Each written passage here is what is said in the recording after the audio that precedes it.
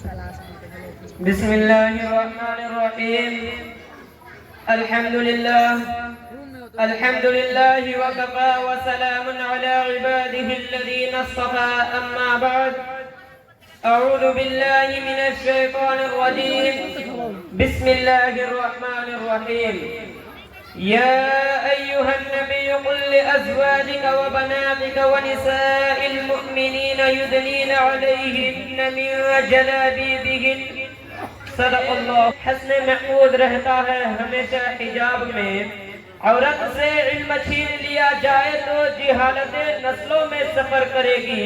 کہ عورت سے علم چھین لیا جائے تو جہالت نسلوں میں سفر کرے گی، اور اگر علم کے نام پر عورت سے پردہ چھین لیا جائے تو بے حیائی نسلوں میں سفر کرے گی.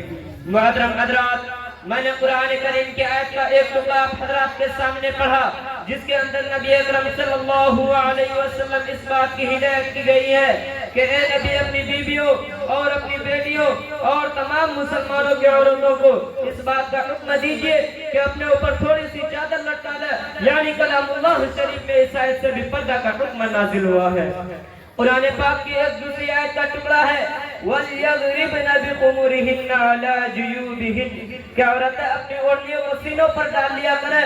اس آیت سے بھی پردہ کی جانب اشارہ ہے.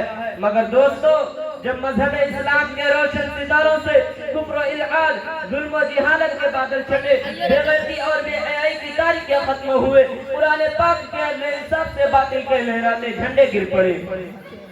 مظلوموں اور بے بسوں کو مساوات اور برابری کا درجہ ملا، خاص طور پر ان عورتوں کو جو ظلم و ستم کی چکی میں پس رہی تھے، مصائب و آلام کے پہاڑ پر توڑے جا رہے تھے.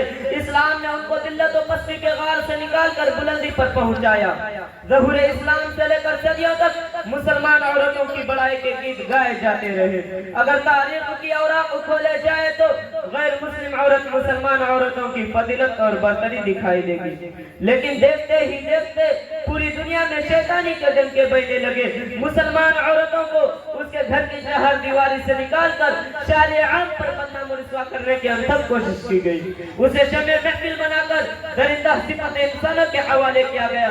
پردہ کے مخالفت میں لاکھوں صفحات سیاہ کر دیے گئے. ان کی صرف ایک ہی صدا تھی کہ پردہ کے گریبان چاک اور ریزہ ریزہ کیا جائے اور عورت کو بے لگام اور بے حیا چھوڑ دیا جائے. وہ جو چاہے گل کھلائے.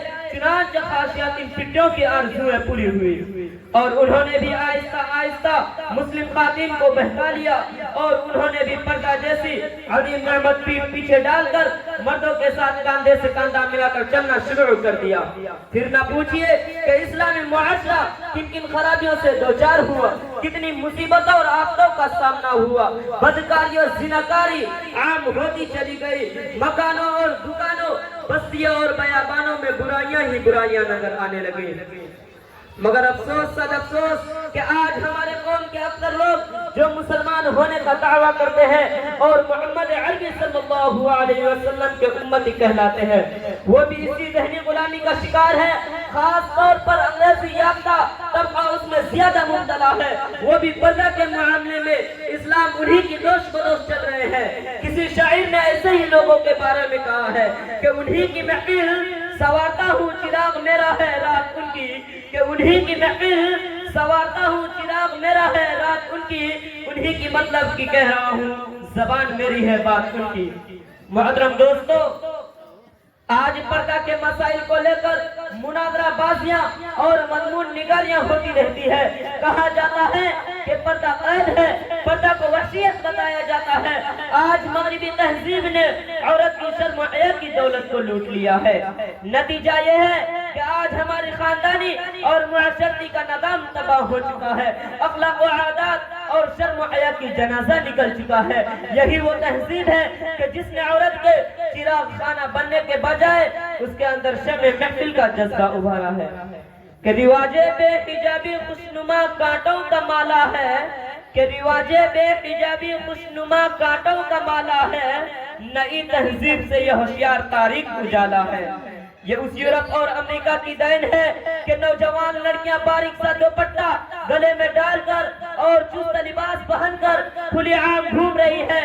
میں اپنی ماں بہنوں سے کہنا چاہتا ہوں کہ ہماری کامیابی کفار و مشرکین اور عیسائیوں کے باتوں میں نہیں بلکہ خدا وحدہ لا شریک اور رسول اکرم صلی اللہ علیہ وسلم کے بتائے ہوئے طریقے اور اسلامی احکامات کے اندر ہے۔ ہمیں عقل کا چراغ کھل کر کے نفس کے پیچھے بھاگنے اور مغرب کی بدتہذیب عورتوں کی نقل کرنے کی ضرورت نہیں۔ میں انہی چند باتوں پر اپنی توبہ کو ختم کرنا چاہتا ہوں۔ آخر دعوانا الحمدللہ رب العالمین۔